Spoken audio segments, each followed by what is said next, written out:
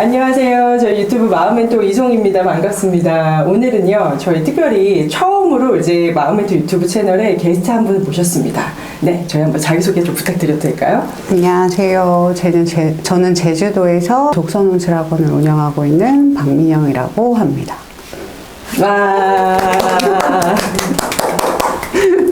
저희 우리 박민영 원장님은요, 저한테 되게 특별하신 분이세요. 제가 이번 유튜브 채널 처음 이제 개설하고 나서 갑자기 이빨 닦다가 원장님 저희 유튜브 채널에 출연해 주시기로 결심해 주셨다고 말씀해 주셔가지고 네. 저 사실 근데 되게 감사했거든요. 네, 어떻게 또 이렇게 출연 결심을 해 주셨어요? 그러니까 요즘에 조금 제가 저한테 집중을 하는 시간을 조금 많이 가지면서 동기부여 동영상이나 요즘에 유튜브를 보면 선한 영향력을 행사하시려는 분들이 굉장히 많으시잖아요. 그거를 보는데 나도 이렇게 하고 싶다 라는 생각이 들었어요. 비록 제가 되게 평범하고 뭐 특별히 내세울 거는 없지만 제가 겪었던 일들과 경험을 통해서 이겨낸 부분과 느낀 점들을 조금 솔직하게 얘기를 해서 나와 같은 상황이나 그런 거를 겪은 사람들한테 조금이라도 도움이 될 수 있다면 실질적으로 경험에 대한 얘기를 하는 게 정말 많은 도움이 되잖아요. 이론적인 얘기를 계속 푸는 것보다.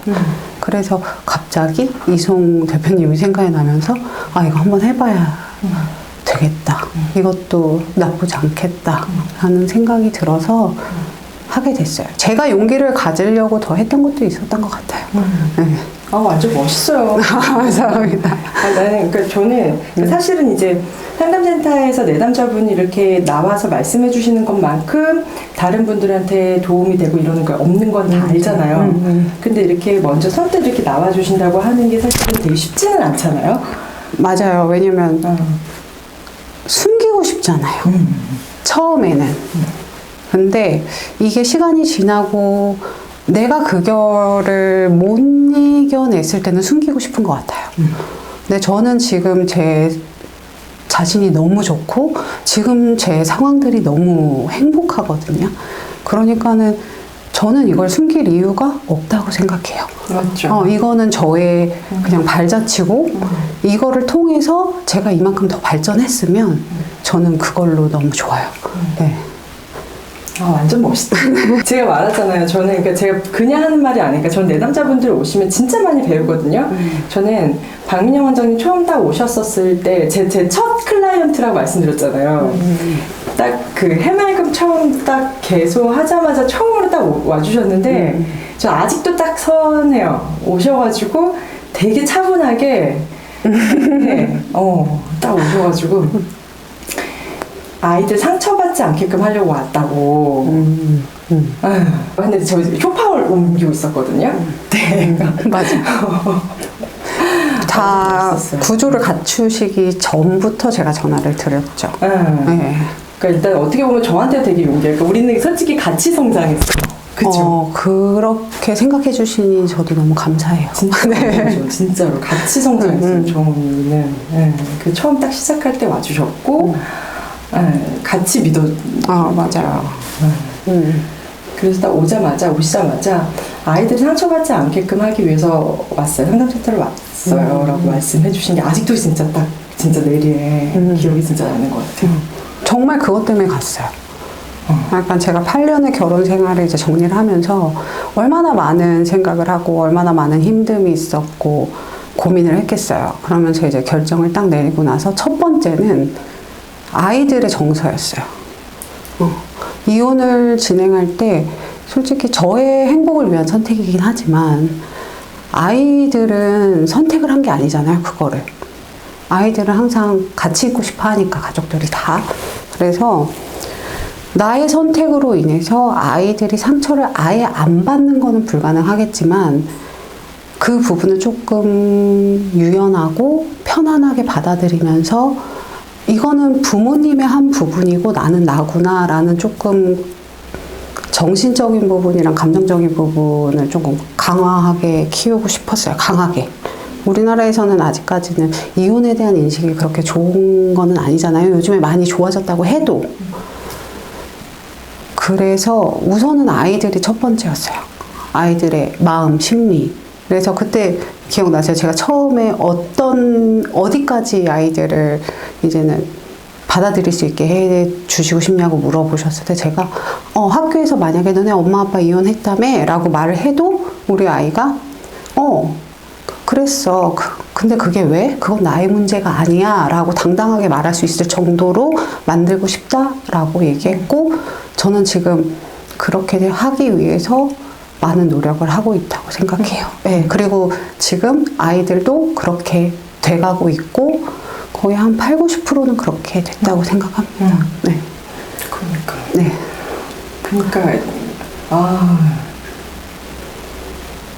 완전, 그니까. 지금 맨 처음에 제가 이거를 하겠다고 얘기를 했을 때 저는 그러니까 그냥 제 경험을 통해서 제가 특별하진 않지만 제 경험을 통해서 저랑 같은 경험을 하시는 분들이 힘을 냈으면 하는 마음에 제가 이송된 뷰티님한테 말씀을 드린 거였지만 주위에서는 살짝 염려를 하셨어요. 그래도 아직 아이들이 어리고 이혼에 대한 부분에 대해서 만약에 유튜브는 영상이 계속 남는 거니까 나중에 아이들이 사춘기가 왔을 때 그때 아이들이 이 영상을 보고 다른 아이들한테 놀림을 당하거나 그렇게 됐을 때는 어떻게 할 거냐. 근데 저는 그렇게 질문하시는 분들이 솔직히 더 의아했어요. 왜지? 이건 나의 문제고 그건 아이들은 아이들이고 그건 나의 문제고 내가 죄 지은 게 아닌데. 그렇죠. 왜? 그랬고 내가 지금 막 아무것도 못하고 정말 동굴 속에 갇혀 있고 막 그런 생활을 하고 있다면 저도 당연히 이런 생각을 못 하죠. 근데 저는 지금 제 생활과 모든 것들이 너무너무 행복하거든요. 그리고 저는 장담할 수 있는 게 저희 아이들도 지금 행복해요. 그거는 제가 행복하니까 아이들이 행복할 수 있는 것 같아요. 그래서 그거는 문제가 되지 않는다. 나중에 혹시라도 그런 일이 있을 때 우리 아이들한테 솔직하게 잘 설명을 해주고 아이들이 그걸 받아들일 수 있는 마음의 크기만 되면 된다고 저는 생각을 해요. 네. 그리고 저는 저희 아이들이 그 정도의 마음의 크기를 가지고 있는 아이들로 성장할 거라는 확신도 있고. 네. 근데 이제 사실은 원장님 내 마음도 사실은 되게 힘들잖아요. 어떻게 돌봐야 돼요? 맨 처음에는 회피했던 것 같아요. 그냥 잊으려고만 했어요. 그래서 초반에 저는 아이들의 정서만 중요했지 저의 감정은 별로 중요하지 않았어요. 그래서 힘들기는 하지만 슬프다는 생각은 못했던 것 같아요.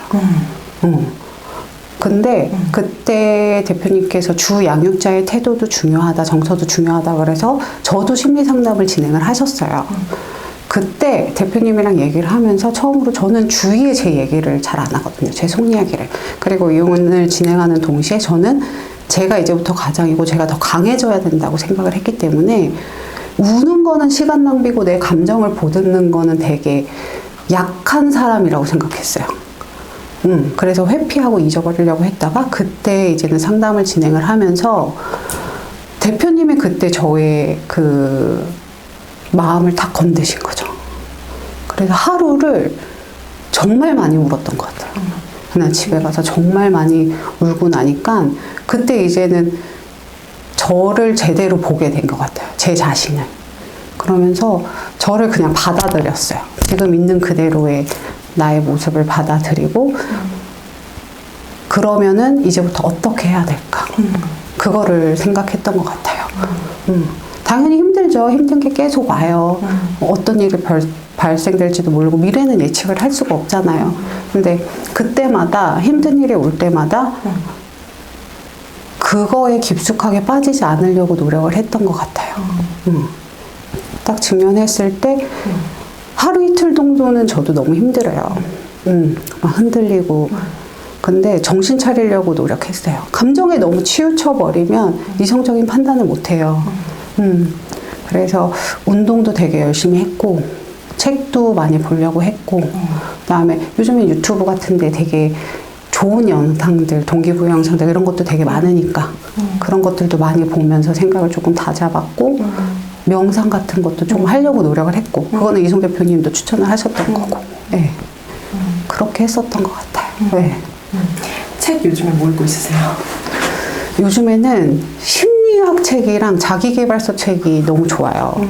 그래서 보는데 며칠 전에 그냥 미움받을 용기라는 책을 봤어요. 미움받을 용기 책 좋죠. 근데 그거를 분명히 저는 옛날에 읽었어요. 네. 근데 기억이 하나도 안 나는 거예요. 그러니까 그때는 책을 볼 때 약간 회피성으로 봤어요. 근데 현실을 외면하고 싶으니까 책을 보면서 그 책을 읽으면 책에만 집중을 하잖아요. 근데 그럼에도 불구하고 기억이 하나도 안 나.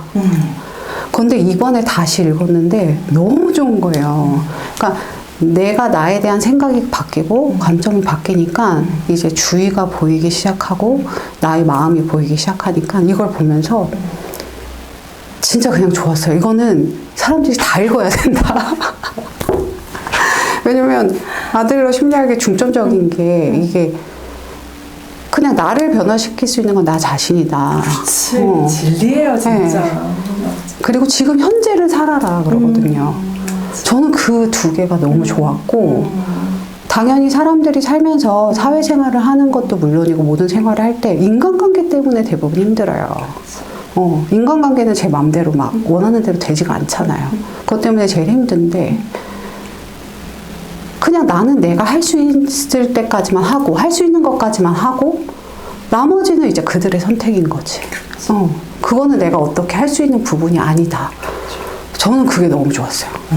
그러면서 조금 많이 전환이 된 것 같아요. 맞아요. 맞아요. 내가 할 수 있는 것만큼만 하는 거예요. 맞아요. 그리고 나머지는 그쪽에 몫인 거죠. 근데 우리 너무 내가 막 다 하려고 그래. 맞아요. 그죠. 맞아요. 상대방의 마음도 막 생각하고 싶어 하고, 맞아요. 내가 이렇게 했는데 이렇게 받아들이면 어떡하지? 이런 생각도 하고. 네. 그러니까 힘들어지고. 네. 근데 사실 근데 이제 원장님, 그러니까 이혼을 해야 되는 순간들이 당연히 있을 수 있잖아요. 네. 예를 들자면 정말 나는 이 사람하고 정말 끝내고 싶고 너무나 정말 어떻게 보면은 결심을 해야 되는데 먹고 사는 거. 현실적인 거 사실 이제 고민을 안 할 수가 없거든요. 맞잖아요. 맞아요. 그리고 사실 원장님도 전업주부셨었고 오랫동안. 맞아요. 근데 이제 지금 사실 되게 멋있어요. 네. 가장이에요. 아이들 또 책임지고 있고 그런 거 좀 팁 좀 알려주실 수 있으세요? 이게 팁이라고 말씀을 드릴 수 있을지는 모르겠는데 진짜 생계가 제일 걱정됐어요. 저는 진짜 빈몸으로 나온 거나 마찬가지였었거든요. 근데 저한테 그때 정말 감사하게도 부모님이 제 옆에 계셨어요. 그래서 우선은 제가 일을 시작했을 때 일에만 집중할 수 있었어요. 그리고 부모님이랑 저희 가족들이 조금 많이 도와주셨죠. 그 전에 뭐 제가 이혼을 한다고 그랬을 때 바로 해 막 이렇게 말씀하신 분들은 아니에요. 애들이 있기 때문에 옛날 분들은 다 그러시잖아요. 참아라 막 이렇게 얘기하시는데 저한테는 그때 그 8년 동안 참는 게 그때가 딱 마지막 딱 선이었던 것 같아요. 그래서 딱 결정을 하고 나서부터는 이제 어떻게 돈을 벌어야 될까 생각을 했고 제가 할 수 있는 일에 대해서 생각을 해봤던 것 같아요. 그런데 그러면서 아이들한테 한 가지 딱 생각했던 건 아이들한테 엄마가 능력이 안 돼서 너한테 이거는 해줄 수가 없어. 미안해라는 말은 하고 싶지 않더라고요. 그래서 그러려면 내가 어느 선까지 돈을 벌고 어느 선까지 노력을 해야 될까라는 생각을 해서 그러면은 지금 저는 어쨌든 경단녀잖아요. 취직이 너무 힘들어요. 제가 할 수 있는 일은 만약에 취직을 하게 된다면 뭐 캐셔 뭐 이런 거밖에 없는 거예요. 격리. 근데 그거 해봤자 돈 받는 거는 정해져 있고. 그래서 그러면은 개인 사업을 해야 되겠다. 자영업자가 돼야 되겠다. 근데 또 그때 운이 좋게 제 옆에 또 친한 언니가 영어 학원을 원래 했었던 근데 그 언니도 육아하면서 쉬고 있었거든요. 그래 그러면 같이 한번 해볼까? 해가지고 저는 책 읽는 것도 좋아하고 글 쓰는 것도 좋아하니까 그럼 나는 국어 쪽을 하고 언니는 영어 쪽을 해볼까? 해가지고 알아보다가 알게 됐고 이거 너무 괜찮다 해가지고 이거를 시작하게 됐는데 되게 웃긴 건 사업을 처음 시작하잖아요. 근데 단 한 번도 내가 이걸로 망할 거라는 생각을 해본 적이 없는 것 같아요. 그냥 무조건 된다라고 생각했어요. 왜냐면 나는 될 때까지 할 거니까. 그래서 지금은 딱 안정적이게 딱 자리를 잡은 것 같아요. 근데 그 말씀하신 나는 될 때까지 할 거니까라는 그 마인드를 만드신 원장님이 좀 대단하신 게 제가 원장님 그때 제가 심리검사 해석해드린 거 기억나세요? 네. 저 그때 그것 때문에 용기도 되게 많이 얻었는데 맨 처음에는 이거 그냥 나 용기 주시려고 아니요, 전혀. 이거 막 이렇게 그냥 아니에요. 설명해 주신 거 내가 이 표 제대로 볼 줄 모르니까 약간 그런 의심도 했었어요. 네. 아니에요. 네. 근데 약간 사실 근데 원장님은 제가 볼 때는 원래도 약간 원래라는 말이 맞나요? 그러니까 워낙에 그 그릇을 계속 좀 만들고 계셨다? 약간 그런 분이시긴 했던 것 같아요. 그러니까 말씀 계속 하시잖아요. 그날도 저는 되게 소름이 조금 돋았던 게 처음 저 이게 쇼파나를 있을 때 계속 얘기하지만 딱 오셨을 때 그 포스가 약간 그러니까 그날 제가 청바지에다 흰티를 딱 입고 오셨었거든요. 맞아요. 근데 손을 살짝 떨고 계셨어요. 저는 그날 제가 기억나거든요. 그러니까 뭐가 중요한지 아시는 분. 아이들을 지키려고 오셨다. 그러니까 굉장히 자기에 대한 어떤 무엇이 중요한지 아시는 분이신 그게 있었어요. 그러니까 뭐가 자기 돌봄에 대한 그리고 어떤 자기 존중, 그 타인 존중 있잖아요. 우리 엔라이팅. 항상 그거를 계속 늘 좀 이렇게 실천하시고 그게 좀 몸에 배신 분? 약간 이렇게 품이 있는 분? 약간 그런 게 늘 좀 이렇게 항상 좀 그냥 저는 약간 그런 느낌이었었어요. 근데 그거를 저는 모르고 살았어요. 모르고 살 수밖에 없었던 게 주위에서 그런 말을 해주는 사람도 없었고 저는 계속 너는 나 아니면 안 돼. 너는 이거 못해라는 말을 계속 들으면서 생활을 해왔었기 때문에 저는 진짜 나는 아무것도 못하는 사람인가? 나는 그냥 이렇게 살아야 되는구나. 이렇게만 생각을 했었지 제가 이렇게 그때 말씀하신 것처럼 뭐 자존감도 높은 사람이고 이런 생각을 전혀 못했죠. 저는 그래서 그 결과지가 되게 충격적이면서도 한편으로는 되게 안심했어요. 그러면서 근데 진짜 솔직히 모르셨어요? 진짜 몰랐어요. 정말로. 그래서 그날 그거를 듣고 그날 그때 그래서 되게 많이 울었고 그러면서 마음을 조금 더 다잡았던 것 같아요. 나 원래 그런 사람인 거 알았는데 잊고 사셨던 거죠? 나 사실 원래 그런 사람이었는데 아니요, 몰랐어요. 그것도 생각을 해보니까 그전에도 처녀나 뭐 학생 때도 몰랐던 것 같아요. 네. 그때 처음으로 알았어요. 그래서 심리 상담은 정말 중요하구나. 그때 다시 한번 느꼈던 것 같아요. 내 자신을 알기 위해서는 나는 몰라요. 내 자신을. 그리고 돌아볼 수 있는 여유도 저는 그때도 없었고 사람들이 살면서 먹고 살기 힘든데 내 자신을 돌아볼 시간이 그렇게 많지가 않잖아요. 그러니까는 그때 만약에 진짜 내가 마음이 힘들거나 그럴 때는 정말 심리 상담을 받으면서 이런 얘기를 서로 하면서 내 자신을 알아가는 게 첫 번째구나. 그래야지 내가 뭐를 할 수 있는 용기도 생기고 뭐를 해보겠다라는 자신감도 생기고 뭐를 해야 되겠다라는 계획도 생기는 것 같아요. 네. 저는 진짜 몰랐어요. 그래요. 네. 저 원래요. 그러니까 하여튼 원래 그릇이 넓으신 분이셨었어요. 워낙에. 그래서 저는 딱 그래서 원장님께서 이렇게 사업하신다고 했을 때 당연히 되시죠. 별로 당연히 잘 되시겠네요. 네, 워낙에 그릇이 넓으신 분이셔서 그래서 뭐 그랬습니다. 그래서 이제 두 번째 만날 때도 저희 막 자격과정 한다고 했을 때도 그때도 그랬잖아요. 이게 두 번째 위기가 딱 닥쳤을 때 우리 처음 이거 자격과정 할 때도 처음으로 그냥 오셔서 그냥 바로 공부 바로 시작하시고 맞아요. 막 그러셨었잖아요. 그러니까 그래서 그런 자기의심이 없으심이 또 저는 항상 원래부터 나오시는 그 원래 그런 넓음이 있다. 그걸 원래 알고 계시는 줄 알았어요. 아니 근데 환경도 그랬던 것 같아요. 나를 의심할 시간이 없었어요. 난 빨리 성공해야 되거든. 난 난 빨리 돈 벌어야 되고. 그러니까 내 의심을 할 마음의 여유도 없었고 시간도 없었어요. 나는 이걸로 어떻게든 먹고 살아야 되니까. 네.